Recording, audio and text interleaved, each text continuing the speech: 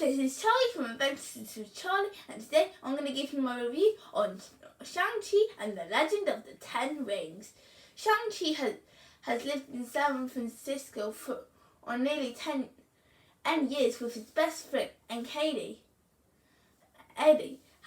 However, one day while on their way to their job, Shang-Chi reveals to Eddie that he has super strength and that he's a martial arts star.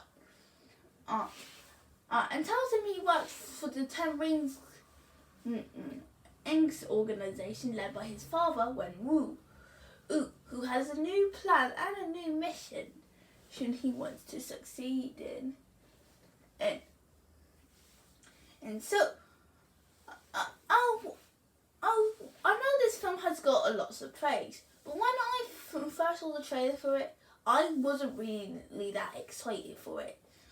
I know I'm always usually pretty excited to see what Marvel's got with their films and in the MCU, but I just didn't feel on board with this one. Like, it didn't seem to be something that I would really like a lot. I mean, I thought it would be decent, but nothing memorable. So I watched it when it came onto Disney Plus a month ago, and it's actually good. Nothing exciting, nothing great, not as amazing as people say it is. It's just good. I have a lot to say about this film, so let's dive in. And I wasn't really fond with most of the characters here. Some of them did have potential, and I do think that the actors did the best with the materials that it got, like Simulu and Aquafina. But for the characters they do play, they don't really seem like they belong in a Marvel film. This is especially the case with the lead, Shang-Chi. He seems more like the martial arts type, not like the superhero type. This ain't to say he's a bad character though, but what really drives him down is that it feels like he's not in the right movie. It feels like they're hinting him for more or a grand and strong martial arts film where he can really take center stage. But as they put him in a Marvel movie here, he's not really that exciting, I think, of a character, and would have worked better if it was just a martial arts film, and not trying to be an action-packed Marvel film. The rest of the characters don't really offer much either.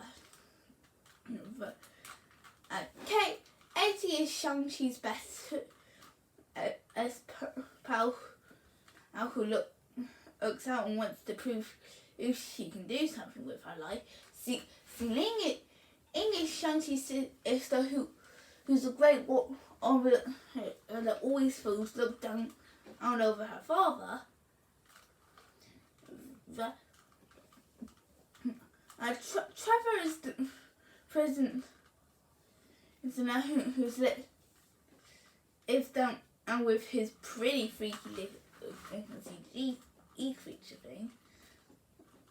And Lena and serves more for the second and third act of the movie. The Razor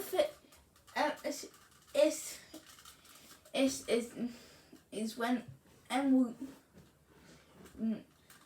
was the leading commander officer, I think. And then there's Wen Wu himself, Shang-Chi's father and leader of the Ten Rings organization. Technically, yes, he is the typical villain of the feature that is also the parent to our protagonist. However, out of all the characters here, he actually has the most development. Not only is this really engaging, but he does show that and he cared for his late wife. That he gave up his Ten Rings organization, and so he can be a family man. Shang won't. Oh, he misses him so much. That's his goal, to bring him back, even though it costs us a worthy price. Icy has to pay.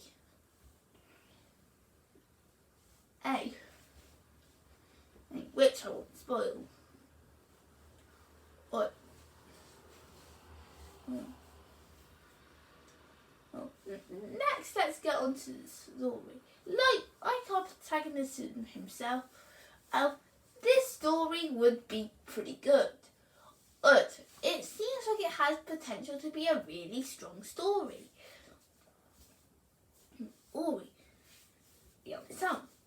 Where our main character has to confront his past in order to take down his father and the Ten Rings organization.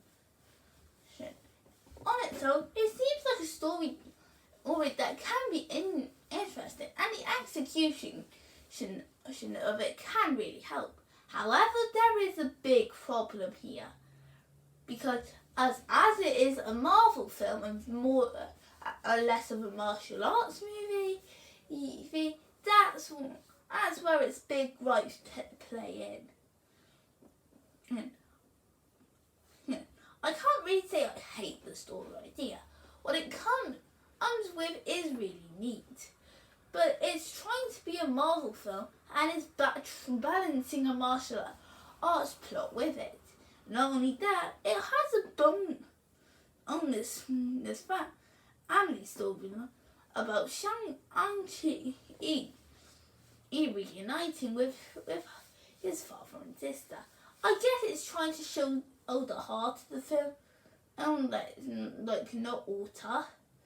But not only does it make the film predictable with easily guessable outcomes, but there's something that seems familiar. But didn't Marvel already do this with their last MCU film, Black Widow? Though, are they seriously copying one of their other films? I thought you were smarter than this, Marvel. But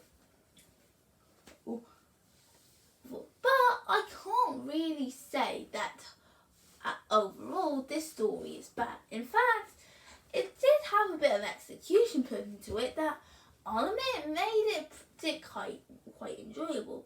There was a certain number of things I liked about the story, mainly with the world building and the legend of the Ten Rings organization. It does go pretty deep, and I do want to know more about this world. It also has a nice setting to it, and actually the heart can be effective, especially with Shang-Chi's relationship with his friend Ailey, and Zing's sister. And then there's the film's visuals. Marvel always goes up and above and beyond, and even if their films are just mediocre or just good, they always find a way to make their visuals stand out. And that's what they did here with this film. What makes the visuals so great? Well, I'll just say you look at the film itself and you'll understand why. The detail is definitely there, especially with the movie setting. Okay, San Francisco looks like a really nice look at the place. And that is nicely detailed. Well, what also shows the Ten Rings organization and Shang-Chi's mom's home village is to be masterful places, where one shows the dark and gritty training center in a way, and the other shows a peaceful environment that takes care of all creatures, just big and small. Not only that, it does have some CG that can be mixed. I already said that Trevor's little is kind of the freaky. But I will admit, on the most part, everything else in the visuals do play out solid with the CG. But where the visuals are at their best are with the use of the 10 rings and the martial arts. Where they show how intense the martial arts can be, and how they can be very effective in battle. So, or how the 10 rings can give anyone who uses them an extreme powers of a god, or making them feel like in the person feel unbeatable. This is what makes the action scenes engaging to watch here. As they're not only well paced and exciting, but they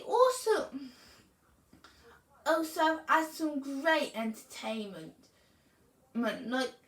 Like you could just be on the edge of your seat at any scene, and you can feel the excitement rush through your body, to getting you ready for the next big moment of action.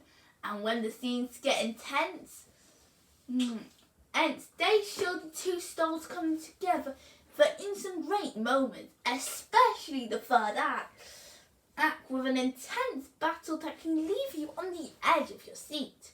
So overall, it's not the best film of the MCU, but I can't really say it's bad. I actually think it's better than I thought. What it was going to be. Shang-Chi and the Legend of the Ten Rings is a good, enjoyable movie on its own. While it doesn't really have that much of a strong story, real characters, and it does seem like it could have been more of a martial arts film instead of a Marvel film, it does slightly make up for it with some amazing visual effects, a lot of heart, some talented acting, and a pretty engaging villain.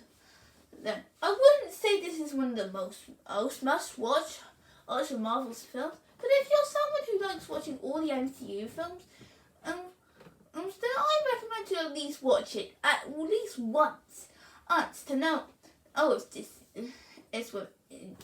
is up to you enjoyment or not. If you love it or not will be up to you. But I wouldn't say that it's a bad choice if you decide to pick this one. And is it the Marvel film that will be one of the studio's best? Not really. And I do find that it's one of their more overrated. But I can actually say that Shang-Chi did offer at least a good experience. And if you are going to watch it on Disney Plus, I recommend just watching it in IMAX, because you'll get the full beauty of the visuals. Anyway, I'm giving the film a 7 out of 10. And it's not really the best of Marvel's movies, but it's still a good one on its own. So I hope you guys enjoyed this video. Feel free to comment, like and subscribe, and I will see you next time. Bye!